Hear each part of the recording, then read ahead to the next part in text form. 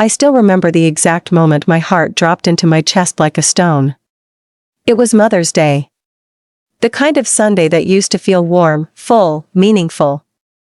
Years ago, this house would smell like fresh pancakes, laughter echoing through every room, my son running down the hallway with a handmade card clutched in his tiny hands.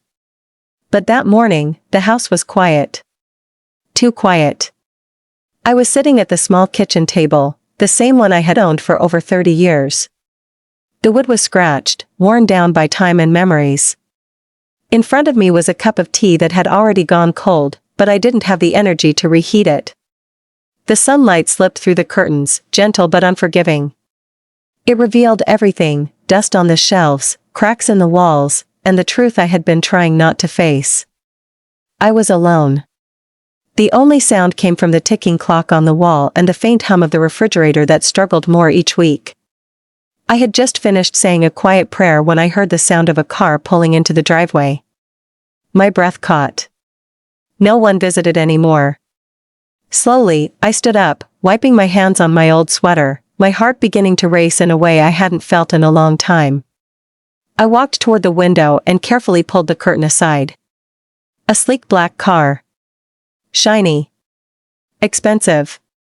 Out of place in front of my modest home. And then I saw him step out. My son. Daniel. For a moment, everything inside me lit up. The years melted away, and all I could see was the little boy who used to hold my hand and tell me I was his whole world. But that feeling didn't last long. Because the man standing outside wasn't that boy anymore. He was dressed in a tailored suit, his shoes polished so perfectly they reflected the sunlight. His posture was confident, controlled, distant. He looked like someone who belonged in a different world now. A world far away from mine. I opened the door before he could knock. "Daniel," I whispered. He gave me a small smile. Polite. Measured. Not the kind that reaches the eyes. "Happy Mother's Day, Mom." His voice was calm, almost formal. I stepped forward and wrapped my arms around him without thinking. For a second, he stiffened. Just for a second. But I felt it. And that small moment, it hurt more than anything. Still, I didn't let go right away. "I missed you," I said softly. He patted my back once, lightly, before pulling away. "I've been busy." Of course he had. Daniel was successful now. A millionaire, as people liked to say. He lived in a world of meetings, investments, and things I barely understood. The kind of life I had once dreamed for him, but never imagined would take him so far away from me. "Come in," I said quickly, stepping aside. He walked in, his eyes scanning the house in a way that made me suddenly aware of every flaw. The faded paint. The old furniture. The quiet emptiness. "It's the same," he said. I forced a smile. "I like it this way." That wasn't entirely true. But it was easier than explaining everything I had lost. We sat down across from each other at the kitchen table. For a moment, neither of us spoke. The silence stretched between us, thick and uncomfortable.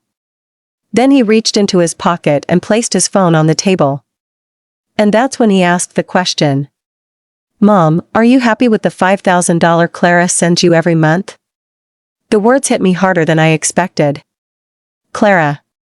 His wife. Elegant. Beautiful. Perfect in every way that seemed to matter in his new life.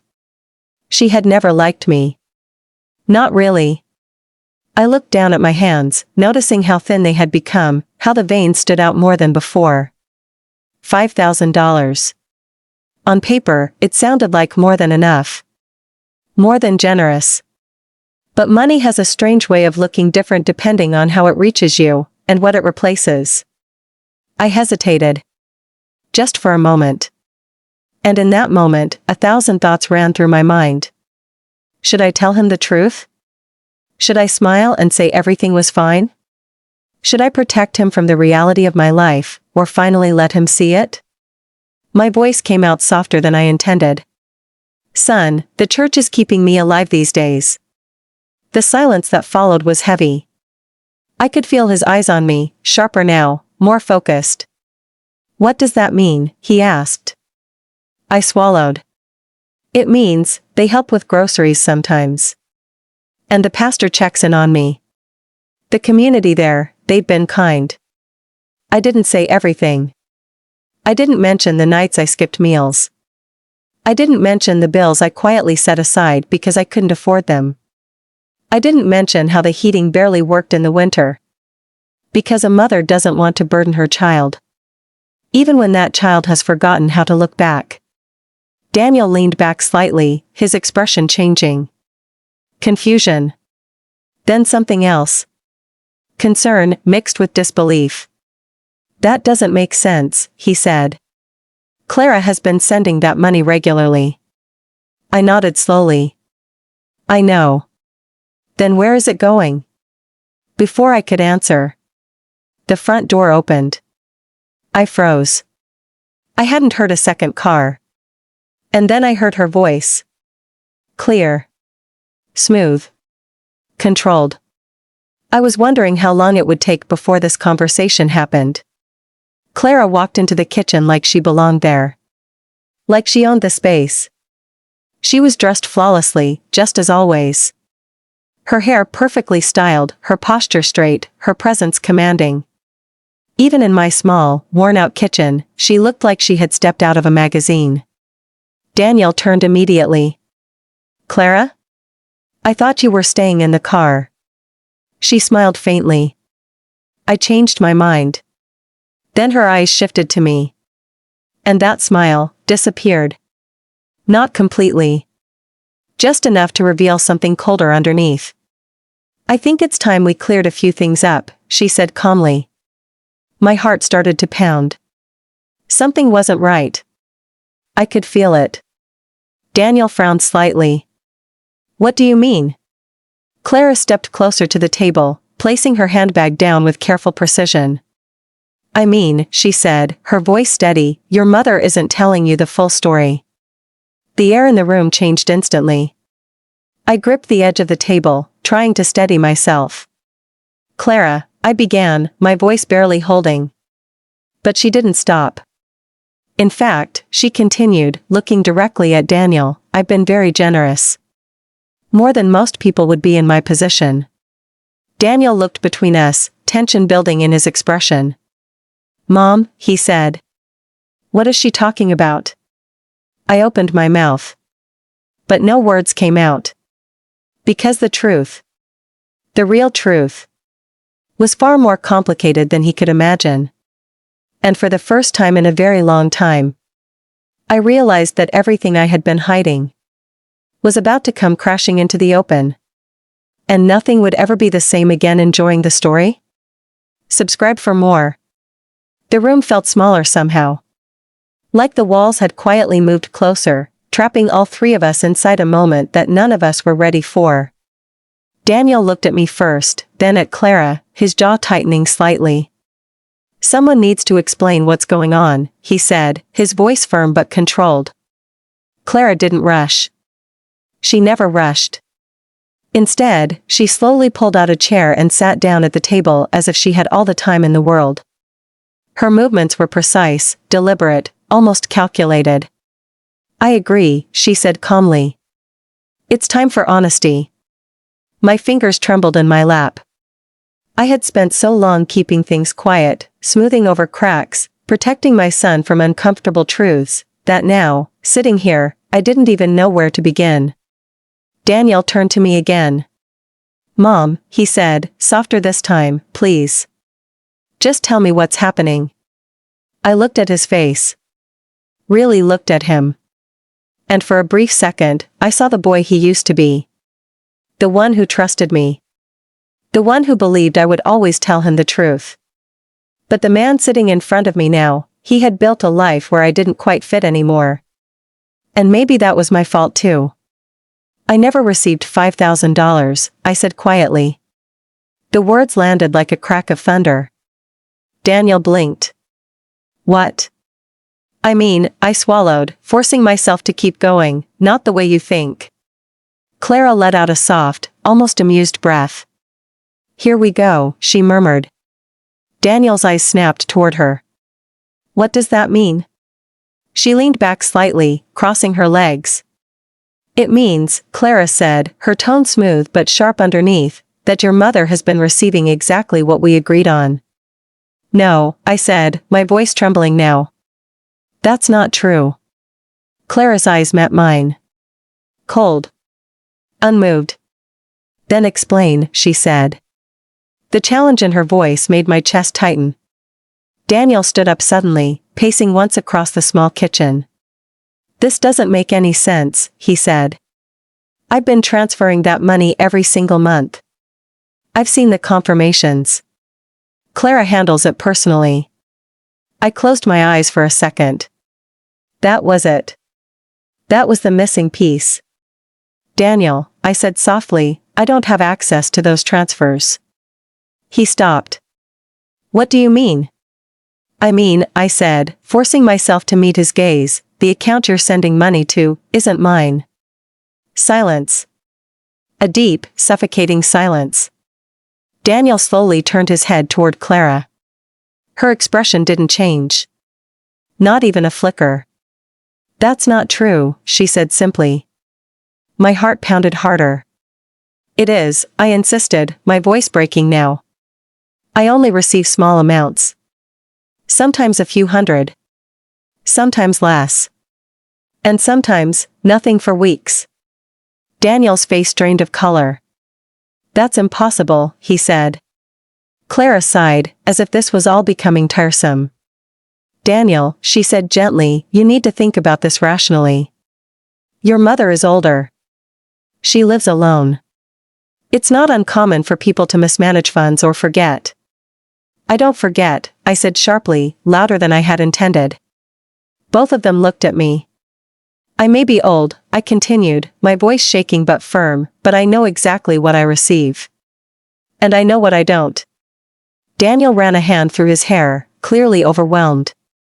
Okay, he said, trying to steady himself. "Then where is the money going?" That question hung in the air. Heavy. Dangerous. Clara tilted her head slightly. "Are you seriously asking that?" she said. "Yes," Daniel replied. "I am." For the first time, a crack appeared in her composure. Just a small one. But I saw it. She stood up slowly, smoothing her dress. "Fine," she said. "If we're going to do this, let's do it properly." My stomach twisted. There was something in her tone now, something colder, sharper than before. "Every month," Clara continued, "I transfer funds into a joint account set up specifically for household support. That includes your mother's expenses, property maintenance, taxes, and other necessities." I frowned. "Property maintenance?" I whispered. "This house doesn't maintain itself," she replied. Daniel looked confused. "Wait, what joint account?" Clara turned to him. "The one we discussed after the wedding," she said. "When we agreed it would be more efficient if I handled financial distributions." Daniel hesitated. "I remember, something like that," he admitted. "But that doesn't explain why Mom isn't getting the money directly." Clara's lips pressed into a thin line. "Because direct transfers aren't always the smartest option," she said. "Structure matters. Control matters." I felt a chill run down my spine.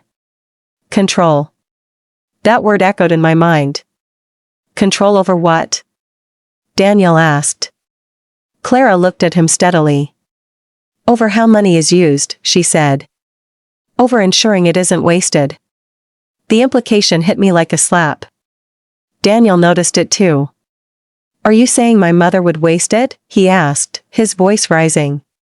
"I'm saying," Clara replied evenly, "that financial discipline is important at every stage of life." I shook my head slowly. "This isn't about discipline," I said. "This is about access." Daniel turned back to me. "Mom, why didn't you tell me sooner?" The question cut deep. Because the answer was simple. And painful. Because I didn't want to cause problems in your marriage, I said quietly. Clara let out a small, sharp laugh. How noble, she said. I ignored her. I thought, maybe it was temporary, I continued. Maybe things would change. And I didn't want you to feel torn between us. Daniel's expression softened for a moment. But then it hardened again as he looked at Clara. Did you limit her access to the money? He asked. Clara didn't answer immediately. And that silence said everything. My heart sank. Daniel took a step closer to her. Clara. She exhaled slowly. I managed the funds responsibly, she said. That's not what I asked, he replied. Another pause. Then finally. Yes, she said. The word was quiet. But it hit like an explosion. I restricted access, she continued, her tone still controlled. Because I believed it was necessary. Daniel stared at her in disbelief. You believed it was necessary to give my mother a fraction of what I sent? Clara crossed her arms. I believed it was necessary to protect our financial stability. Daniel laughed bitterly. Our stability, he said. I'm a millionaire, Clara. What exactly are we protecting? Her eyes flashed. You don't stay a millionaire by being careless, she snapped. The tension between them crackled, but I barely heard it anymore. Because something else was sinking in. Something deeper. All those months. All those nights I had wondered if I had done something wrong. If I had become a burden. If my son had simply chosen to give less. It wasn't him. It was her. And suddenly, the room didn't feel small anymore.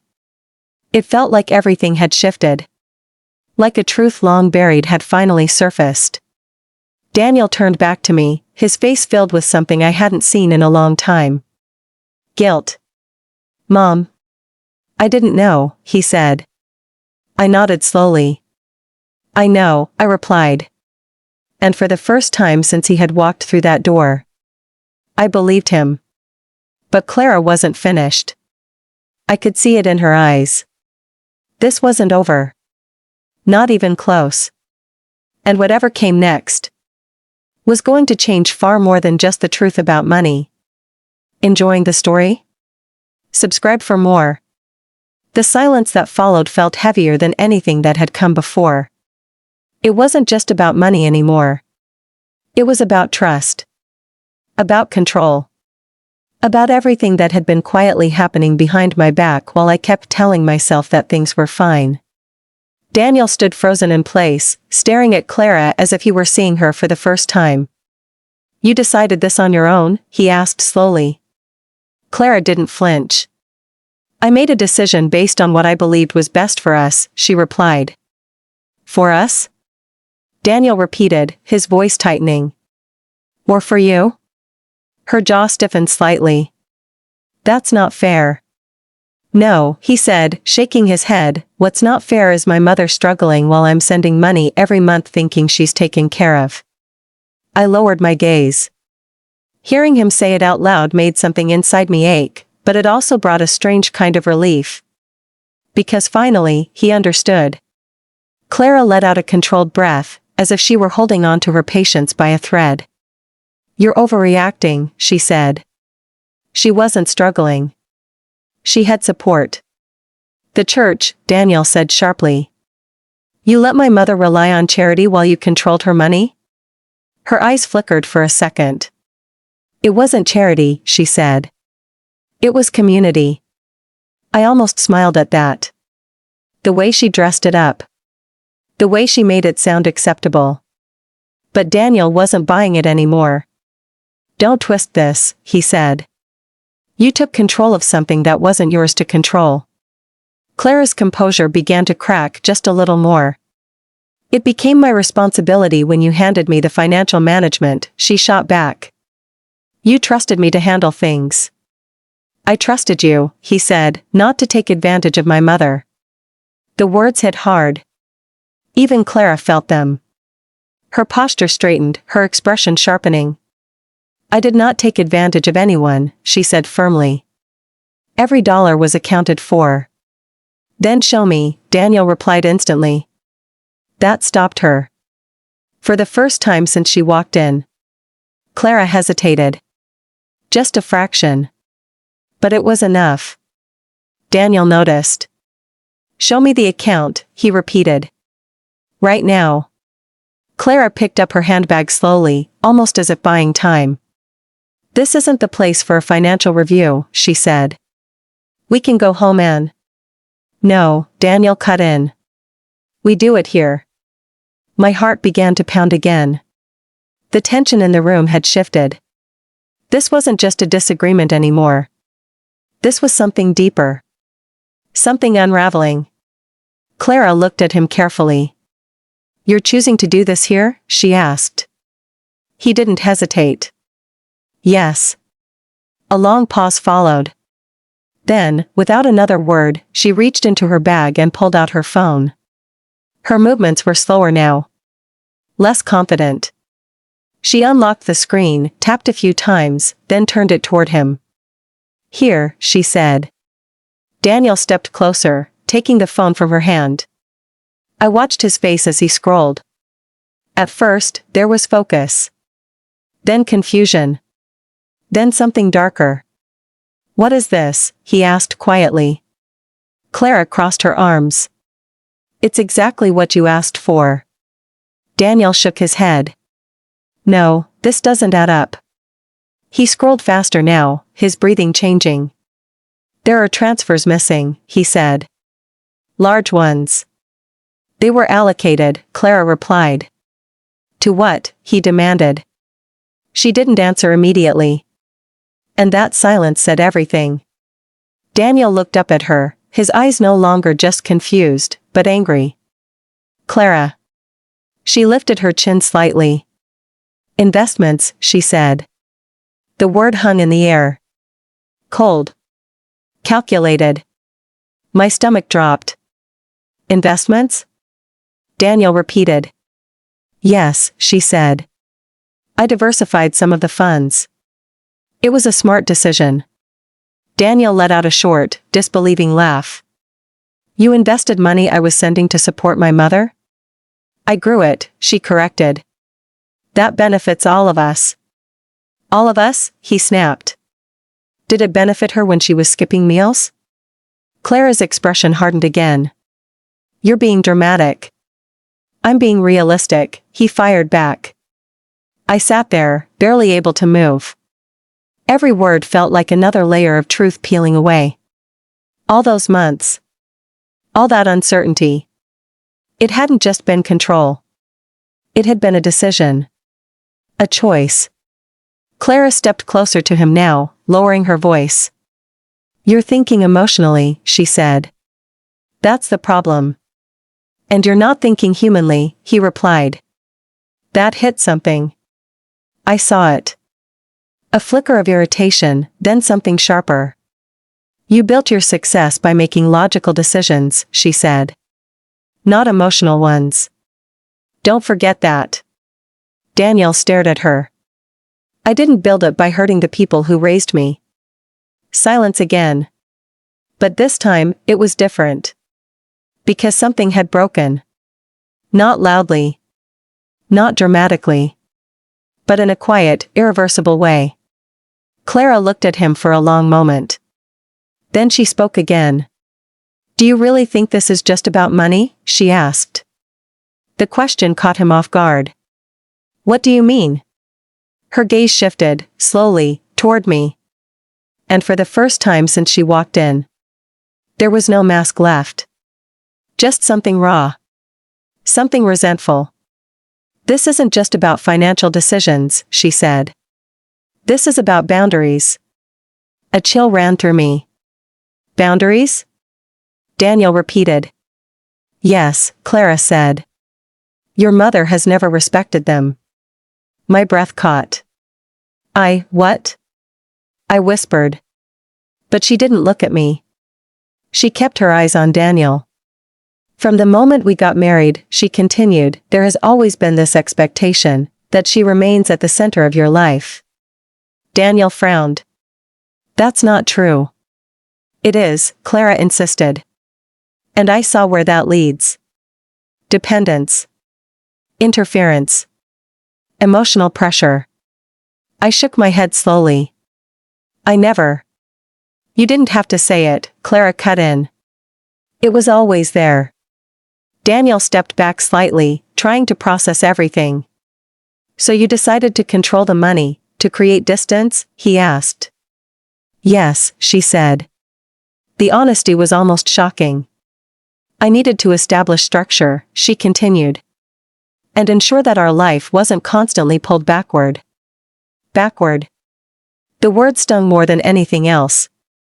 I felt it deep in my chest. Daniel looked at her, stunned. So instead of talking to me, you made this decision alone? I did what was necessary, she said. He shook his head again. No, he said quietly. You did what was easy. Clara's eyes narrowed. Be careful, she warned. But Daniel didn't stop. You didn't want complications, he continued. So you simplified things. You reduced my mother to an expense to manage. The words hung heavy in the air. And for the first time, Clara didn't have an immediate response. Because there wasn't one. The truth had finally caught up with all of us. And it wasn't going to be pushed aside anymore. I sat there, my hands still trembling, but my mind clearer than it had been in months. Because now I understood. This wasn't just about money. It was about being quietly erased. Managed. Reduced. And finally, seen as something inconvenient. But something inside me had shifted too. A quiet strength. The kind that comes when you've endured enough. I slowly pushed my chair back and stood up. Both of them looked at me. For a moment, neither spoke. And then, for the first time since this conversation began, I did something I hadn't done in a very long time. I stepped forward. Not as someone asking. Not as someone apologizing. But as someone ready to be heard. And what I was about to say would change everything all over again. Where are you listening from? Comment below. I took a slow breath, steadying myself. For years, I had chosen silence. I had chosen patience. I had chosen to step back, to avoid conflict, to protect my son from being caught between me and the life he had built.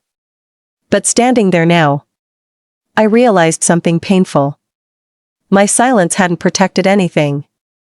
It had only made it easier for me to disappear. I never wanted to be a burden, I said quietly.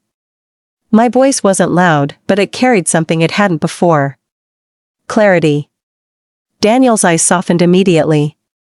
Mom, he started, but I gently raised my hand. Please, I said. Let me finish. He nodded. Clara remained still, watching me carefully, her expression unreadable. I never asked for more than what I needed, I continued. Not from you, Daniel. Not from anyone. I glanced around the kitchen for a brief second. This house, this life, it may not look like much anymore, but it was enough for me. I learned to live simply a long time ago. I paused, then looked directly at Clara. But what I cannot accept, I said, my voice tightening slightly, is being managed like I'm incapable of living my own life. Clara's chin lifted just a little. I didn't say you were incapable, she replied. You didn't have to, I said. Your actions said it for you. A flicker of tension passed between us. Daniel stepped slightly to the side, giving me space, but also watching closely, as if he was seeing a version of me he hadn't known existed. I trusted that what my son sent was given with care, I continued. I trusted that it came from him, not through conditions, not through control. Clara crossed her arms again. It came from him, she said. I simply ensured it was used responsibly. I shook my head. No, I replied. You ensured it was used on your terms. Silence followed. But this time, it didn't feel suffocating. It felt like truth settling into place. Daniel looked at Clara again. Why didn't you tell me about the investments? He asked. Clara exhaled slowly. Because you would have reacted exactly like this, she said. And that makes it okay? He asked. It makes it practical, she answered. Daniel let out a frustrated breath, pacing once again. Practical doesn't mean right, he said. Clara didn't respond immediately. Instead, she turned to me. You said the church is helping you, she said. How much exactly are they giving you? The question caught me off guard. I hesitated. But this time, I didn't hide. Sometimes groceries, I said. Sometimes small donations. It depends. Her eyes narrowed slightly. And you accepted that? Yes, I said simply. Why? She asked. I looked at her for a long moment before answering. Because they gave it with kindness, I said. Not control. That landed. I saw it. Even if she didn't admit it. Daniel stopped pacing. The room grew quiet again, but there was a shift now. A different kind of tension. Not explosive, but revealing. Clara walked slowly toward the window, glancing outside for a moment before speaking again. You're making this sound worse than it is, she said. No, Daniel replied. It's exactly as bad as it sounds. She turned back to him. You're letting emotions cloud your judgment. And you're hiding behind logic to avoid responsibility, he said. Their words clashed like sharp edges. But I stayed quiet. Because for the first time, this wasn't about me defending myself. This was about them facing each other. Clara walked back to the table. Fine, she said. Let's be completely honest then. Her tone changed again. More direct. More cutting. I didn't want her to depend on us, she said. The words were clear. Unfiltered. Daniel stared at her. She's my mother, he said. And we are your present and your future, Clara replied. You can't keep living in both worlds without consequences. That sentence hung heavy in the air. Because it wasn't just about money anymore. It was about choices. About priorities. About where he stood, and who stood with him. Daniel's voice dropped. I never asked you to choose, he said. You didn't have to, Clara replied. Life forces those choices eventually. I felt something twist in my chest. Because I understood what she was really saying. She wasn't just trying to manage finances. She was trying to draw a line. And I was on the other side of it. Daniel looked at me. Then back at her. Then down at the floor. For a moment, he said nothing. And in that silence, I could see the weight of everything pressing down on him. Finally, he spoke. You should have trusted me enough to talk about this, he said. Clara's expression softened, just slightly. I thought I was protecting what we built, she said. At what cost? He asked. She didn't answer. Because the answer was standing right in front of her. Me. The cost wasn't just financial. It was emotional. It was human. It was something you couldn't measure on a spreadsheet. I stepped back slightly, giving them space, but also realizing something important. This moment. This confrontation.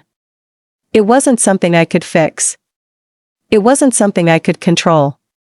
And maybe, it never was. Daniel finally turned to me again. I'm sorry, he said quietly. I shook my head. You didn't know, I replied. But I should have, he said. Maybe, I said. But life gets busy. And sometimes, we stop looking closely at the things we think are already taken care of.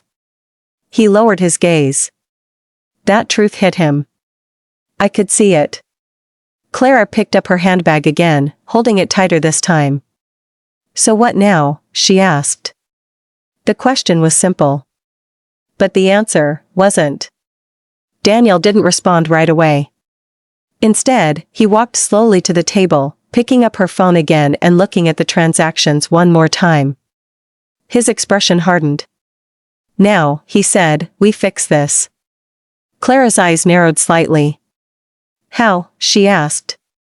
He looked up at her. "First," he said, "you transfer every dollar that was meant for my mother directly into her account." She didn't move. "Daniel." "And second," he continued, his voice firmer now, "we're going to have a very serious conversation about trust." The room went still. Clara looked at him carefully. "Measuring. Calculating. This isn't something you decide alone," she said. He met her gaze without hesitation. "It's already been decided alone for too long," he replied. That was it. That was the line. The moment everything shifted completely. Clara didn't argue immediately. She didn't agree either. She just stood there, silent. Thinking. And for the first time since she walked into my home. She didn't look in control. I stood there quietly, my heart still racing, but something inside me had changed. Not everything was fixed. Not even close. But something had been exposed. Something that couldn't be hidden again. And as I looked at both of them, I realized this was only the beginning. Because fixing the money was the easiest part. Fixing what had been broken between us. That was going to take much more than numbers. And deep down, I wasn't sure if all of it could be repaired. Where are you listening from? Comment below. The weight of that realization settled quietly inside me. Not loud. Not dramatic. Just steady, like something that had been building for a long time and had finally found its place. Daniel stood near the table, his shoulders tense, his mind clearly racing through everything he had just learned. Clara remained across from him, composed on the surface, but no longer untouchable. Something had shifted. Not just in the room. In all of us. "I'm going to call the bank," Daniel said suddenly. Clara's head lifted slightly. "Right now?" she asked. "Yes," he replied. "Right now." Her lips pressed together. "That's unnecessary," she said. "We can handle this later." "No," he said firmly. "Later is what got us here." The words were sharp. Final. And for a moment, Clara didn't push back. But I could see it in her eyes, she was calculating again. Always calculating. Daniel stepped away from the table, already unlocking his phone.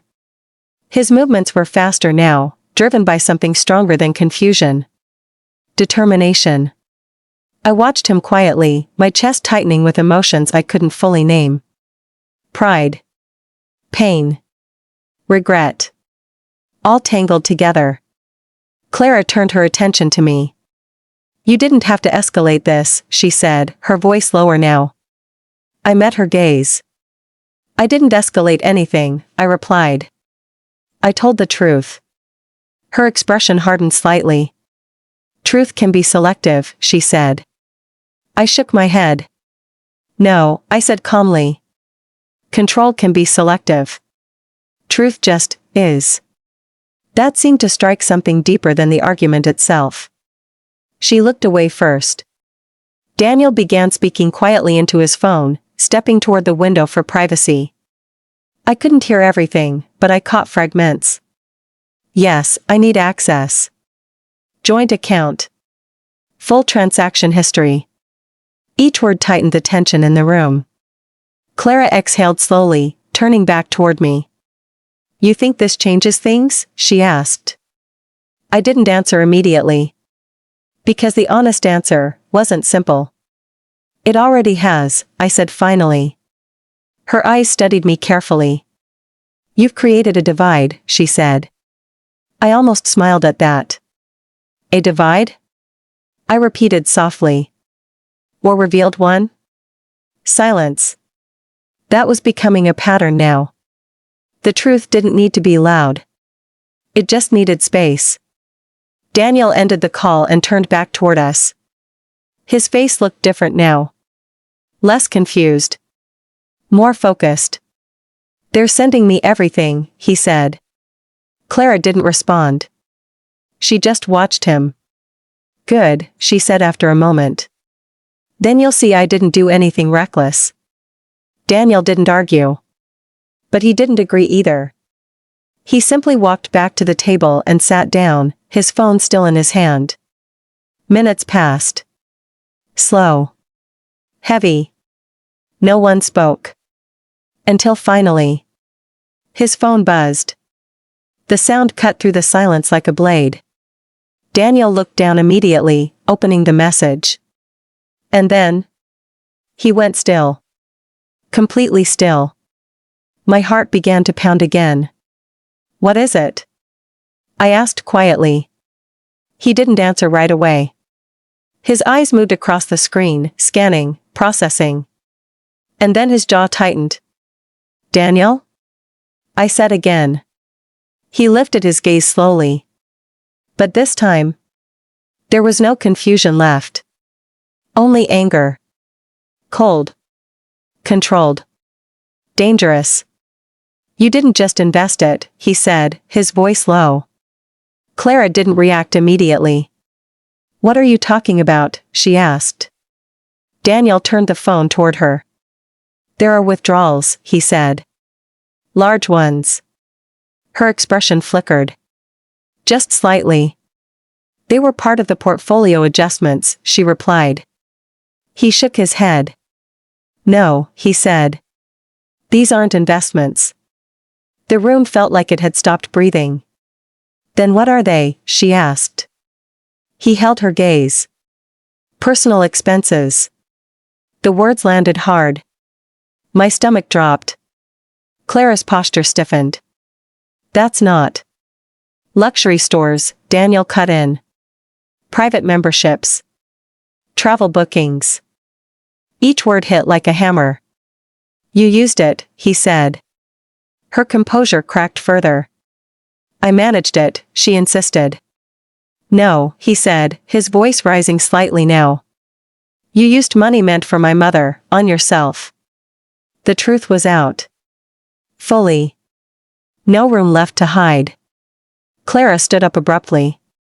"This is ridiculous," she said. "You're twisting everything." "I'm reading it exactly as it is," he replied. She stepped closer to him. "You think I need your mother's money?" she snapped. "Do you have any idea what I contribute to this marriage?" "That's not the point," he said. "It is the point," she fired back. "Everything I do is for us, for our future, our stability." "And my mother isn't part of that," he interrupted. The question cut deep. Because this time, there was no easy answer. Clara didn't speak. And that silence was louder than anything she had said before. I felt something inside me finally settle. Not in a painful way. But in a clear way. Because now I knew. Not what I feared. Not what I guessed. But the truth. Daniel stood up slowly. "This ends today," he said. Clara looked at him, her eyes sharp. "You don't get to make unilateral decisions," she said. His expression didn't change. "I'm correcting one," he replied. The tension between them felt like it could snap at any second. But I didn't step in. I didn't interrupt. Because this wasn't my battle anymore. This was theirs. Clara picked up her bag again, her movements tighter now. "If you walk down this path," she said, "you're not just questioning me. You're damaging what we've built." Daniel didn't hesitate. "Then maybe it shouldn't have been built like this," he said. The words hung in the air. Final. Unapologetic. And for the first time, Clara looked shaken. Not angry. Not controlled. Shaken. Because something she had counted on, something she believed was solid, was starting to break. I stood quietly, watching it all unfold. And deep down, I realized something else. This wasn't just about money. It wasn't just about control. It was about truth forcing its way to the surface. And once it does that, there's no putting it back. Clara turned toward the door suddenly. "I need some air," she said. But her voice wasn't as steady as before. She walked out without waiting for a response. The door closed behind her. And just like that, the room fell silent again.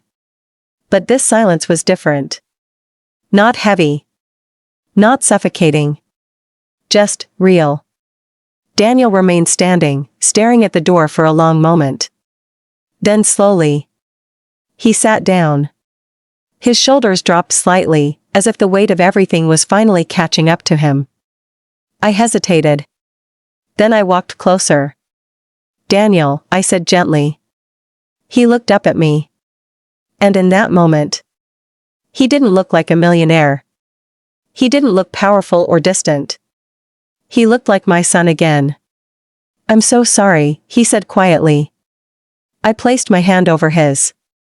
"You see it now," I said. He nodded slowly. "Yeah," he whispered.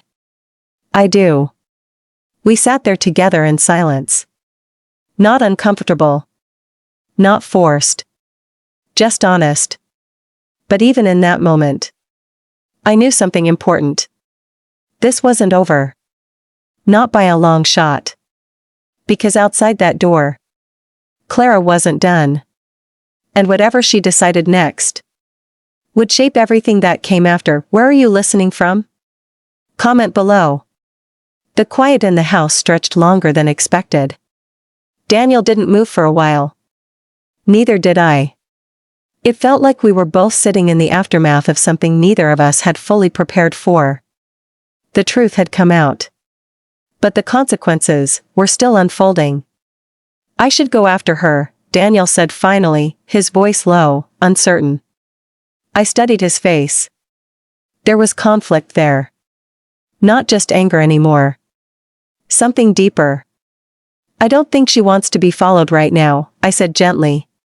He exhaled slowly, leaning back in his chair. "Yeah," he muttered. "You're probably right." Another silence settled between us. But this one felt different. Less tense. More reflective. Daniel looked around the kitchen again, but this time his eyes didn't scan the flaws. They lingered. Noticing.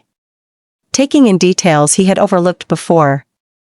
"I didn't realize things had gotten this hard for you," he said. I smiled faintly.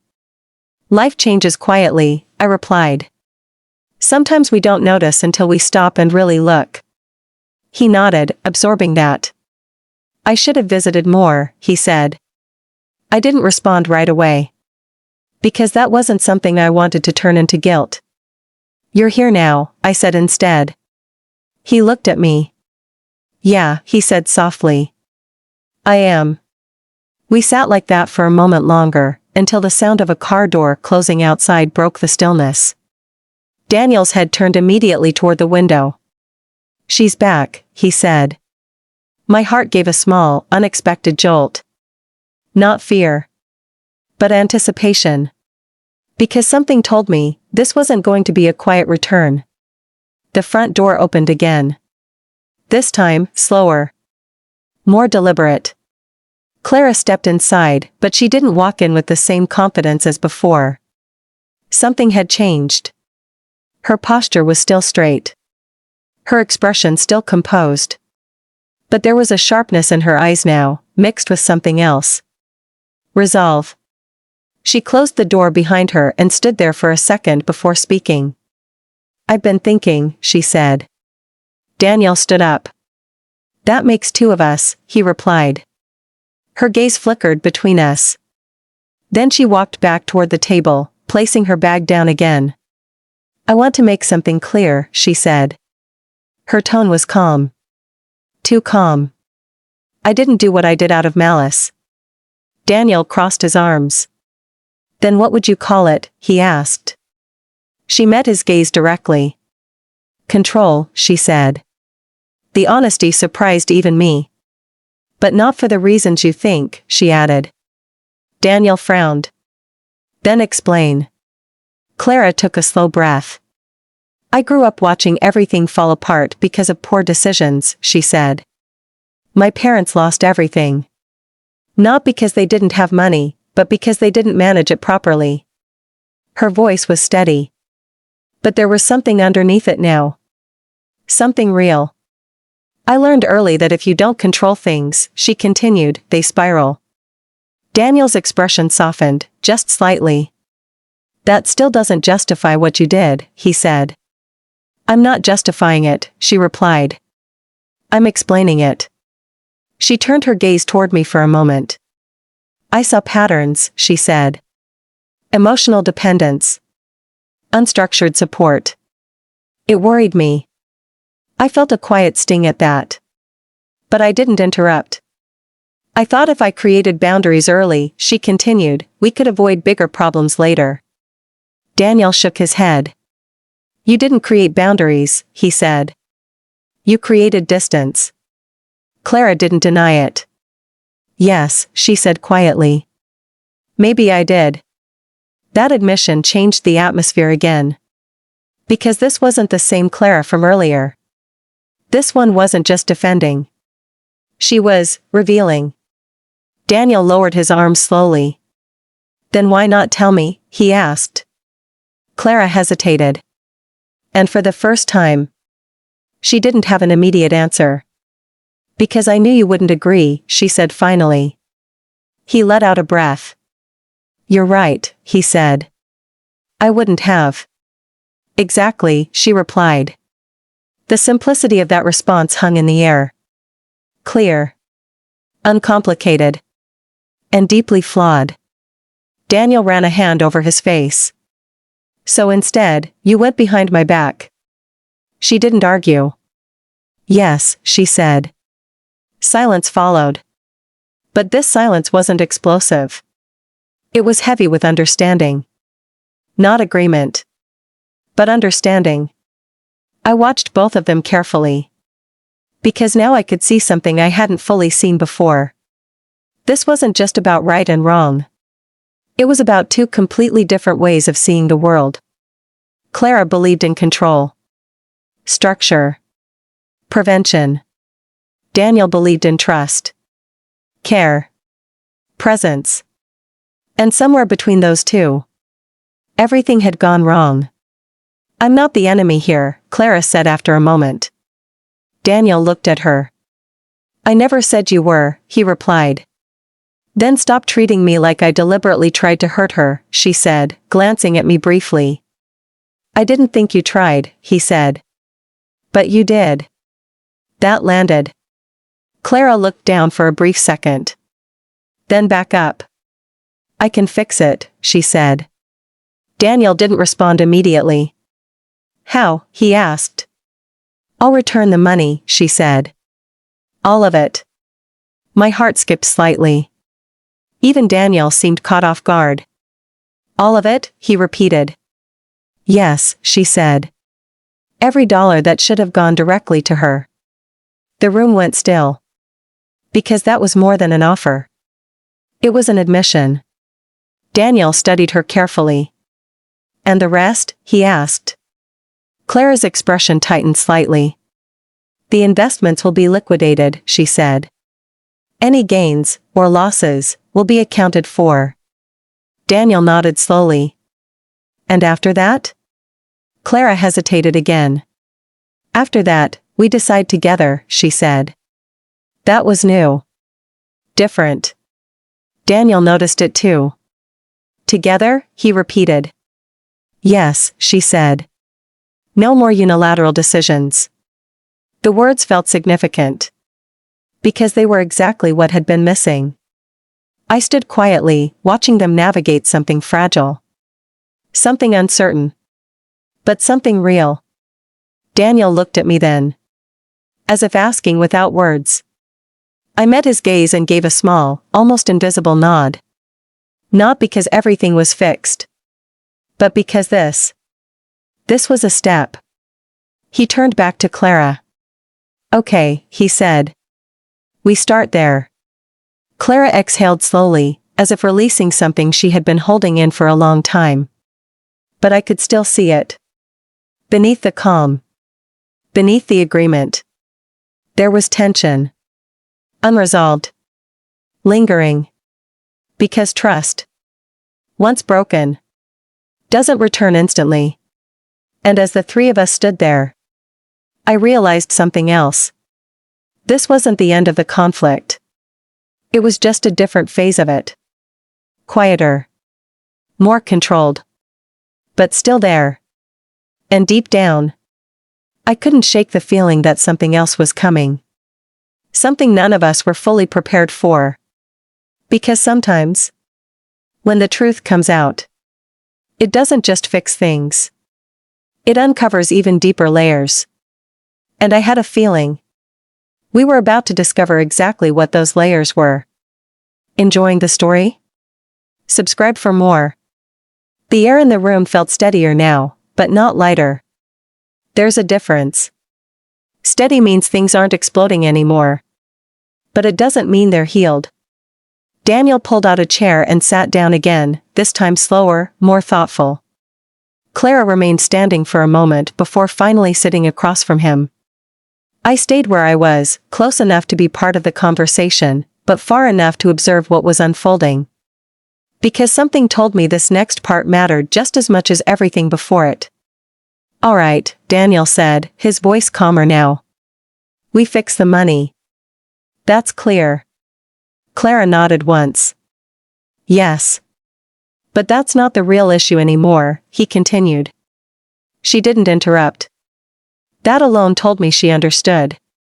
Daniel leaned forward slightly, resting his hands on the table. "You made a decision that affected my mother's life without telling me," he said. "That's not just financial. That's personal." Clara's gaze didn't waver. "I know," she said. That simple response carried more weight than any defense she had given earlier. Daniel studied her carefully. "And I need to understand something," he said. "Was it only about control, or was there something else?" The question lingered. I felt my chest tighten again. Because I knew, there was more. Clara didn't answer immediately. Her fingers lightly traced the edge of the table, a small, almost unconscious movement. Then she looked up. There was something else, she admitted. Daniel's expression sharpened. "What?" Her eyes shifted, briefly, toward me. Then back to him. "I didn't think she liked me," she said. The words caught me off guard. "What?" I whispered. But she continued, her focus still on Daniel. "From the beginning," she said, "I felt judged. Measured. Like I wasn't enough." Daniel frowned. "That's not true," he said.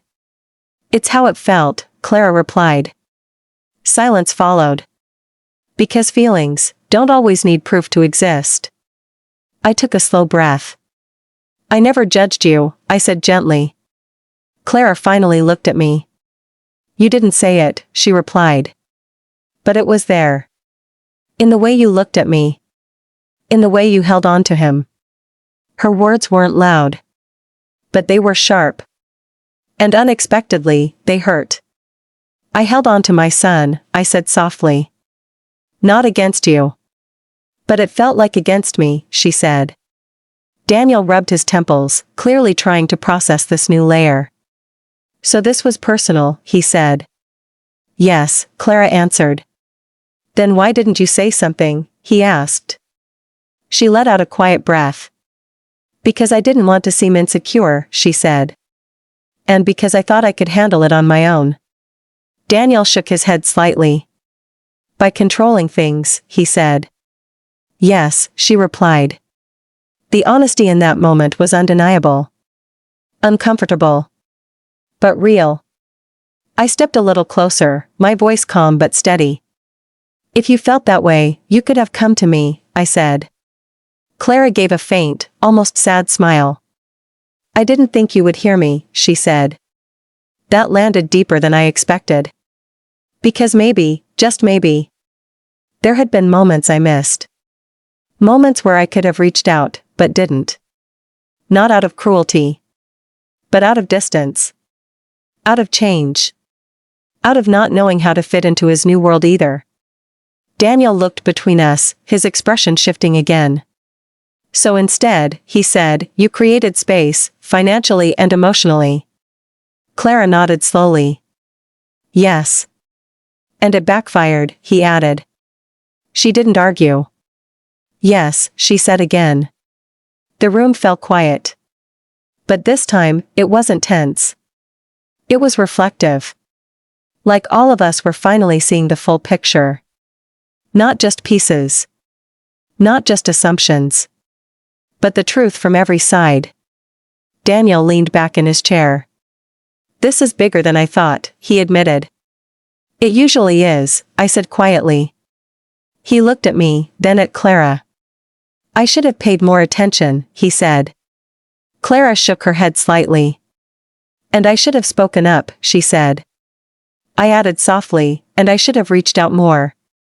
The three of us sat there, the weight of shared responsibility settling into the space between us. Not blame. Responsibility. There's a difference. But even in that moment of understanding, something still felt unresolved. Daniel must have felt it too. Is that everything? He asked. Clara hesitated. And that hesitation said everything. My heart sank slightly. There's more, Daniel said, his voice tightening again. Clara looked down for a brief second. Then back up. Yes, she said quietly. The room shifted again. Just when it felt like we had reached the center. There was another layer. What else?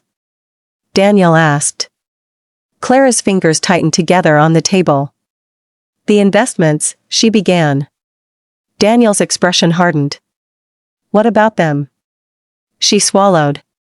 Not all of them were successful. A cold feeling spread through me. How much? Daniel asked. Clara didn't answer immediately. How much, Clara, he repeated. Her voice came out lower this time. More than half. Silence. Complete. Heavy. Daniel stared at her, as if trying to process the numbers in his head. You lost it? He asked. I didn't lose all of it, she said quickly. Some positions are still active. You used my mother's support money, and lost more than half of it? He interrupted. The reality of it hit harder this time. Because now it wasn't just control. It wasn't just distance. It was damage. Real damage. Clara's composure cracked again. I was trying to grow it, she said. I thought I could turn it into something bigger, something better for all of us. Daniel stood up again, running his hand through his hair. This wasn't your risk to take, he said. I know that now, she replied. But the damage was already done. I stood there, absorbing it all. And strangely, I didn't feel anger. I felt clarity. Because everything was finally out. No more guessing. No more wondering. Just truth. Unfiltered. Daniel stopped pacing and looked at me. I'm going to fix this, he said.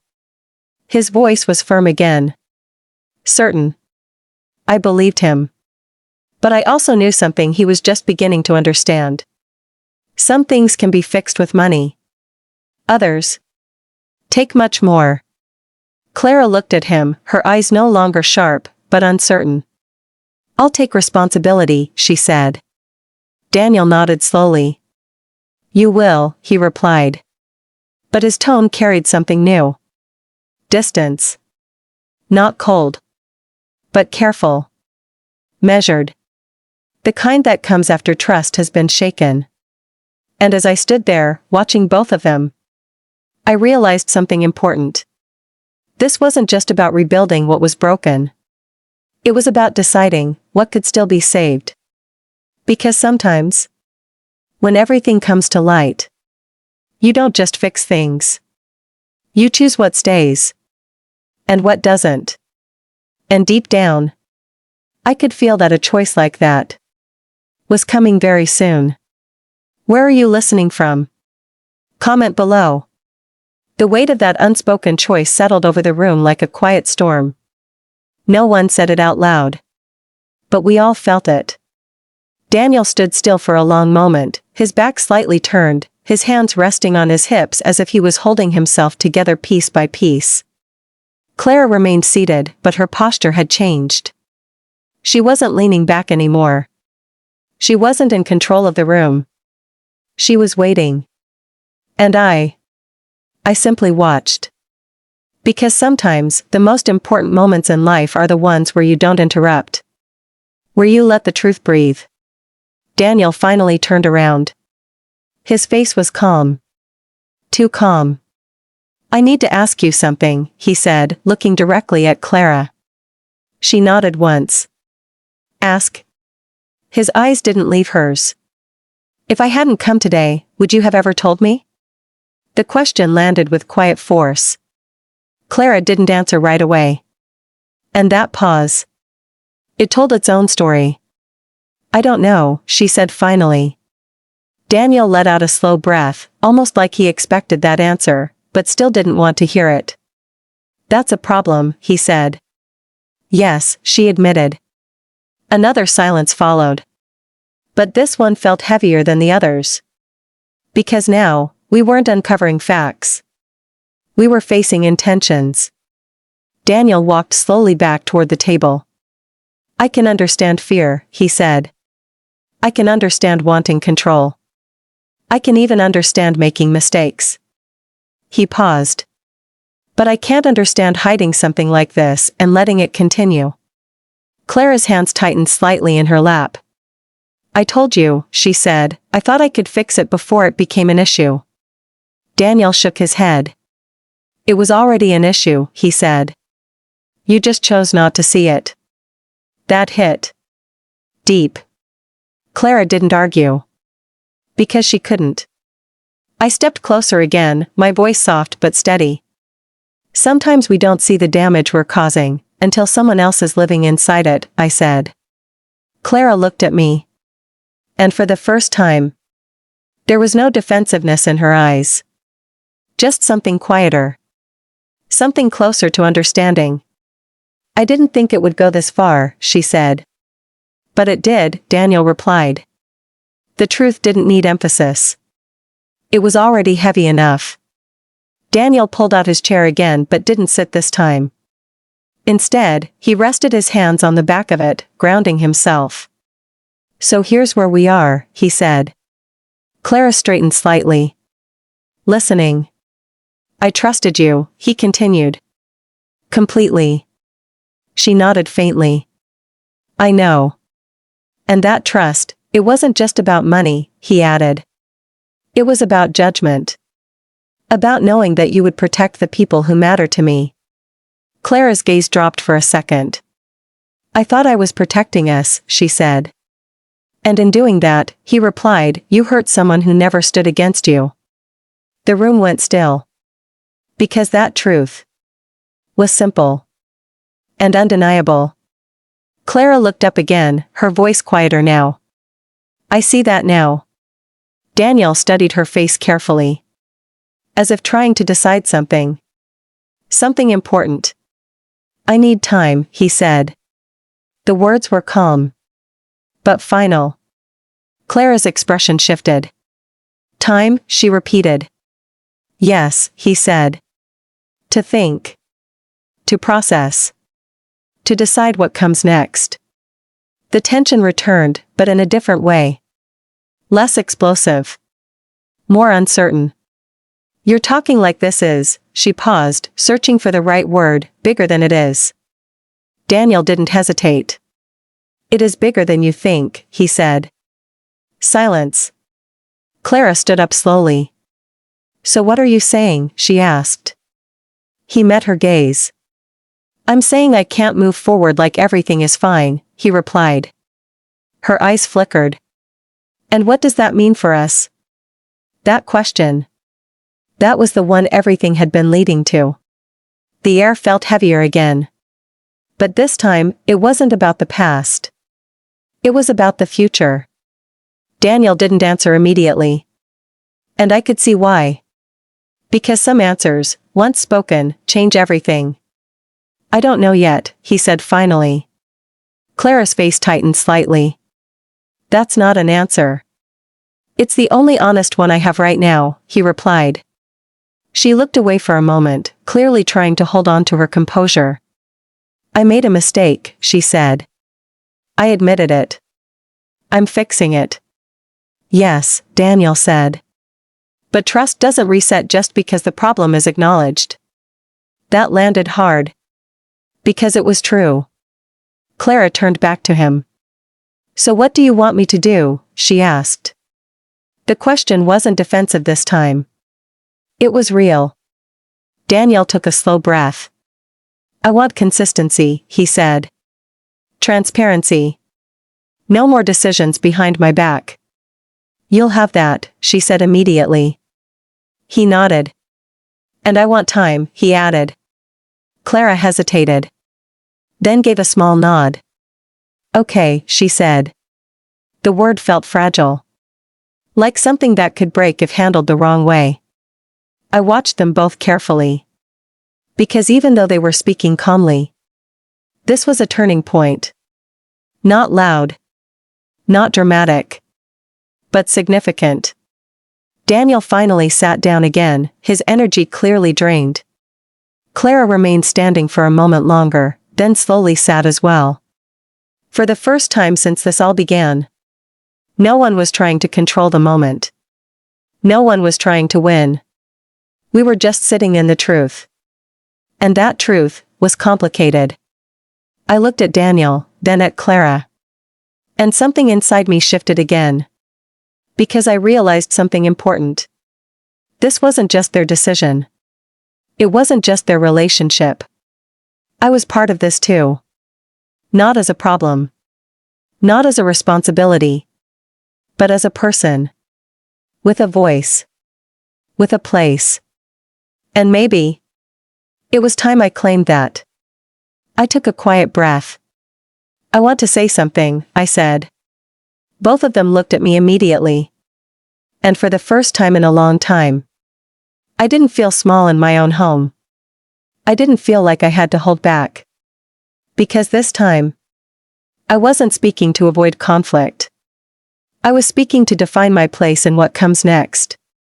And what I was about to say wasn't just about the past. It was about the future. For all of us. And I knew. Once I said it, there would be no going back. Where are you listening from? Comment below. I drew in a slow, deliberate breath. My heart pounded, but not with fear. With purpose. With clarity. For the first time in years, I felt my own voice matter in this house again. I need to say something, I began, my eyes meeting Daniel's first. He nodded slightly, urging me on. Clara's gaze was steady, though guarded. She knew this was coming. This, I said, motioning between all of us, everything that happened, it wasn't just about money. It was about trust. And control. And assumptions. And fear. But most importantly, it's about communication. Or the lack of it. Daniel leaned forward, his elbows resting on his knees. His face was serious, waiting for me to continue. Clara stayed seated, rigid, hands folded, as if bracing herself. I haven't said much, I continued, my voice gaining strength, because I thought stepping back would protect everyone. I thought staying quiet would keep peace. But peace isn't staying silent when things are wrong. Peace is understanding. And being understood. Clara's lips pressed together.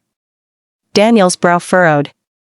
I felt the weight of years in the air, years of small misunderstandings and unspoken truths. I want you both to understand something very clearly, I said, holding their gazes. I love Daniel. I've always loved him. That doesn't change because circumstances are complicated. But love alone isn't enough to manage life. Boundaries are necessary. Respect is necessary. And honesty is non-negotiable. Clara exhaled slowly, her hands loosening slightly. Daniel's expression softened as he absorbed my words. I've let things slide for too long, I said, my voice firm now. I've let fear of conflict keep me silent. I've let assumptions build walls between us. But those walls don't protect. They isolate. They hurt. And that stops today. Daniel nodded slowly. I hear you, Mom. That's good, I said, feeling a surge of relief. Because this is bigger than just money. It's bigger than anger. It's about understanding each other, holding each other accountable, and making sure that love doesn't get buried under control or fear. Clara shifted in her seat, finally speaking. I understand, she said quietly. I never wanted to hurt anyone. I thought I was protecting us. But I see now. I went too far.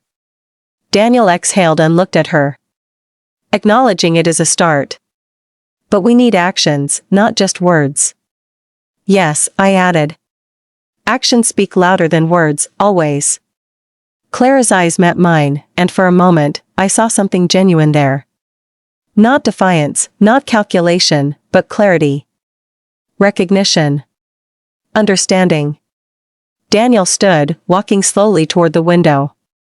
We can rebuild, he said, not turning to look at either of us yet. It won't be instant. It won't be easy. But we can rebuild if we're honest from now on.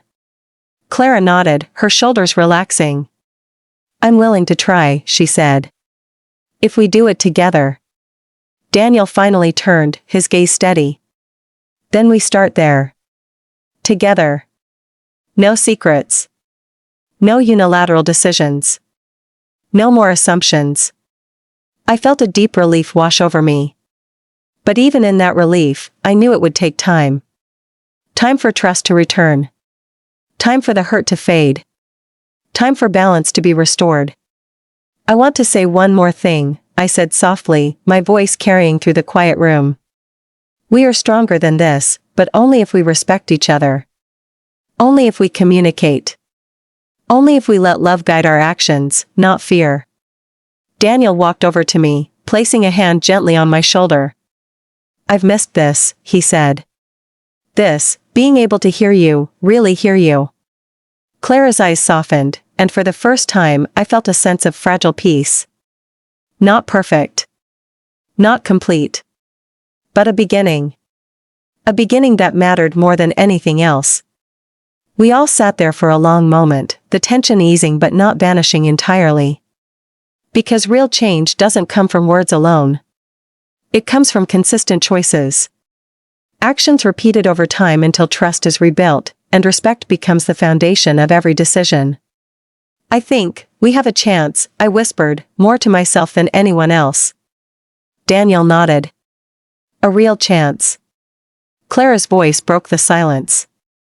I want that chance too. I want to prove it. Not with excuses, but with what I do. I gave her a small, encouraging nod. Then start today. Every decision, every word, every action matters now. The three of us sat together, understanding that the road ahead would be difficult. But for the first time in a long time, it was ours to navigate. Together. And in that moment, I felt hope. Not the naive hope of ignoring problems. Not the fragile hope that fades with a harsh word.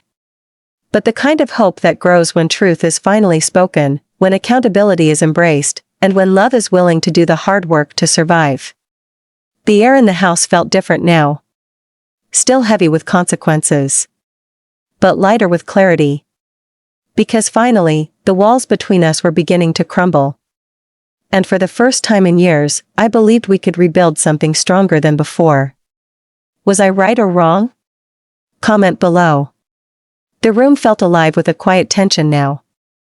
Not the explosive tension from before, but the kind that lingers after truths are spoken, like the calm after a storm, except you know the storm left its mark. Daniel turned toward me first, his eyes softer than they had been all day. Mom, he said, I want to make sure this never happens again. That we never let misunderstandings fester into something this big. I nodded slowly. Neither do I. And I'll do whatever I can to help. Clara's gaze shifted between us. I want that too, she said. Her voice had lost its sharp edges, replaced by something quieter, almost vulnerable. I know I made mistakes. I know I caused pain. And I want to start proving that I can do better, not just with words, but with actions. Daniel let out a long breath, almost like he had been holding it for hours. Actions, he said. Yes. That's what matters now. The three of us shared a moment of silence, but it wasn't awkward this time. It was reflective. Each of us weighed the past but also glimpsed the future. A future where decisions were shared, where communication was open, and where love wasn't overshadowed by control or fear. I finally spoke again, my voice calm but firm. We need rules, yes. Boundaries, yes. But we also need trust. And we need to be able to speak without fear of judgment. That has to be the foundation. Clara nodded. Agreed. I want to rebuild that trust. I've let assumptions guide me too much, and it hurt everyone. I'm ready to change that. Daniel looked at her thoughtfully. It will take time. Trust isn't rebuilt overnight. It's earned daily. And it will require patience, from all of us. Yes, I said. Patience. And accountability. No more decisions made in secret. No more assuming intentions. We speak first. We clarify first. We act together first. Clara's expression softened further. I can do that. I will do that. Daniel finally smiled, a small, cautious smile, but it carried weight. Then we start there. Together. And from now on, everything is shared. Every decision, every step. I felt my chest loosen slightly. It wasn't complete resolution, but it was progress. Real progress. And after so many years of silence, manipulation, and misunderstanding, that was enough to hope. We each knew the road ahead wouldn't be smooth. There would be missteps, disagreements, moments where old patterns threatened to resurface. But the difference now was awareness. Conscious effort. Choice. I looked at Daniel and Clara together. This is a new beginning, I said. Not because the past is erased, but because we've seen it. We've acknowledged it. And now we choose to move forward differently. Clara reached out slightly, hesitating, then placed a hand near the edge of the table. Daniel glanced at her, then at me. Together, he said firmly. Yes, I agreed. Together. The three of us sat there quietly for a long moment, not speaking, but connected. Connected by truth, by recognition of mistakes, by love that had survived despite everything. Daniel broke the silence finally. Mom. I want you to know something. I see you now. Not just as my mother, but as the woman who's endured, who's stayed strong, who's faced the world on her own at times. I've been blind to that too long. I felt a lump in my throat. Thank you, I whispered. I didn't do it for recognition. I did it because life demanded it. But hearing that, it matters. Clara's eyes glistened faintly. I see that too, she said. And I want to respect it. I want to respect both of you, and this family. Moving forward, I will. Daniel reached over and held my hand. Then he looked at Clara. We all start fresh today. Every choice, every action matters. And we do it as a team. No secrets. No unilateral decisions. No assumptions. I nodded, feeling something inside me lift. Not all burdens were gone, not all mistakes fixed. But the possibility of a stronger bond existed. I'm ready, I said quietly, but firmly. So am I, Daniel replied. Clara exhaled slowly. Me too, she said. And in that shared moment, the tension lifted enough for hope to breathe. Fragile, yes. Tentative, yes. But real. The afternoon sunlight shifted through the window, casting long shadows across the table. It felt symbolic somehow, light breaking through, illuminating what had been hidden, highlighting the truth we all needed to see. I looked at both of them, feeling a surge of gratitude. Not for perfection. Not for resolution of every issue. But for honesty. For courage. For willingness to rebuild. The mistakes of the past would remain. The consequences would linger. But the choice to move forward together, that was ours now, and I knew, deep in my heart, that this choice, this commitment, was more powerful than any money, any control, any fear that had come before. Because love, when paired with honesty and accountability, could survive almost anything. We stayed there for a long while longer, talking quietly, planning small steps, setting boundaries, sharing intentions. Each word, each sentence, a brick in the foundation of something stronger than before. And as the sun began to dip lower in the sky, casting a warm glow through the windows, I finally felt peace. Not the kind that erases the past, but the kind that gives you a future. And for the first time in years, I believed that the three of us, mother, son, and daughter-in-law, could truly move forward together. Stronger. Wiser.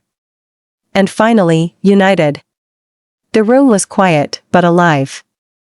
Alive with potential. Alive with understanding. Alive with a love that had endured mistakes, misunderstandings, and fear, and now, finally, could thrive. And in that quiet, I knew, we had survived everything that had threatened to tear us apart. And we would survive whatever came next. Wow, what a journey that was. Thank you so much for watching till the very end. If you enjoyed this story, make sure to hit that subscribe button and turn on the notification bell so you never miss a video. I'd love to hear your thoughts, so drop a comment below and tell me what you think. And remember, where are you watching this from? Comment below. I really want to know. Thank you again for being here, and I can't wait to share the next story with you. Stay tuned and see you in the next video.